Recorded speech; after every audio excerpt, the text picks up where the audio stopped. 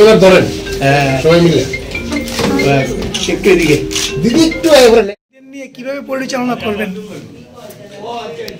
দেখুন, ভারতীয় জনতা পার্টির একটা পরম্পরা রয়েছে। তো আগামী লোকসভা নির্বাচনকে সামনে রেখে কেন্দ্রীয় কমিটি এবং আমাদের রাজ্যের মাননীয় মুখ্যমন্ত্রীর সঙ্গে চর্চা করেই এই নতুন টিম তৈরি করা হয়েছে এবং এই নতুন টিমকে আরও গুরু দায়িত্ব, যারা পুরনো আছে তাদেরও যেরকম দায়িত্ব থাকবে এবং দায়িত্ব দিয়ে কাজ করানো হবে এবং যারা নতুন এসছে তারাও নতুনভাবে দায়িত্ব নিয়ে কাজ করবে এবং আমাদের যে লক্ষ্য 2024-এ দেশের যশস্বী প্রধানমন্ত্রী নরেন্দ্র মোদীজিকে আবারও দেশের প্রধানমন্ত্রী হিসেবে দেখতে চাই এবং এই ত্রিপুরা রাজ্য থেকে 2টি আসনেই পদ্ম ফুল ফুটিয়ে আমরা ভারতবর্ষের প্রধানমন্ত্রী নরেন্দ্র মোদীজিকে উপহার হিসেবে দিতে চাই।